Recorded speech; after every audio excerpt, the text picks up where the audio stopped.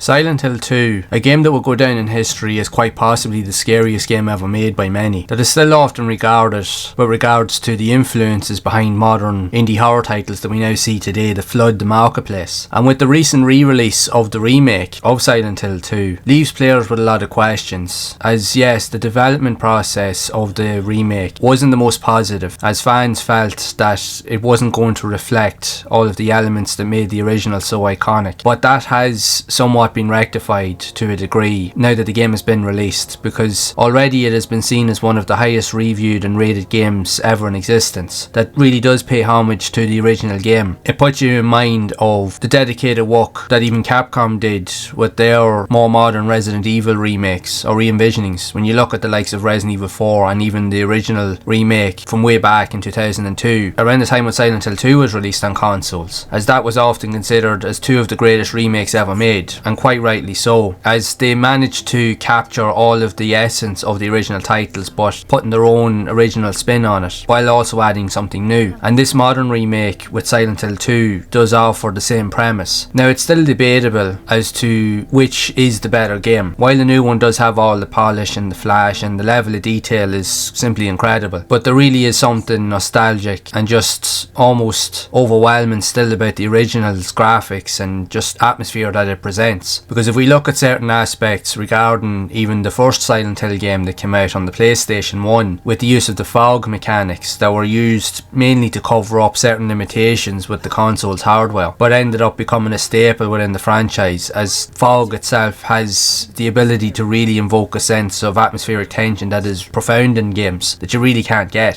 So it's easy to see why all of these concepts are now being seen in more modern titles. But the interesting fact is that regardless of which version that you play, both are masterpieces in their own regard. Yes, the original is now 20 plus years old. It does have its limitations with regards to its overall visuals, controls and gameplay dynamics, which is reflective of its time, but it doesn't take away from the fact that this game is a true horror masterpiece. It's one of the most scariest and psychological games ever in existence, that questioned and talked about a lot of unnerving topics or taboo concepts that most people just wouldn't relate to back then. So it brought that to the forefront, which we do often see in more modern games, where there's a lot of psychological elements being brought to the front line, and they really do leave a lasting impact with you long after you've played. And the original games in the Silent Hill series, mainly with the first four, with Silent Hill 1, 2, 3 and even 4 The Room, these are games that invoke that sense of nostalgia, but almost a feeling of overwhelm that still has the ability to scare you in ways that you would never even imagine, even to the current day. And the modern remake of Silent Hill 2, I think, definitely has that capability to relive those nostalgic elements. But what it will do is it'll bring new fans into the genre, it'll bring new fans into the Silent Hill universe. Now, many will debate, with the popularity surrounding this new remake, will they go back and revisit the original game, as many would believe that that needs a remake also. And even for myself personally, while I would like to see that, I still think that the original game on the PS1, while graphics are limited by today's standards, is still a masterpiece, and in many ways you'd often question, should you mess with perfection? But everybody has their own preferences. Some people love that visual style like myself, even with the PS2 era graphics, as they're also very nostalgic and also atmospheric. But like with the Resident Evil remakes of recent times, if they can do right by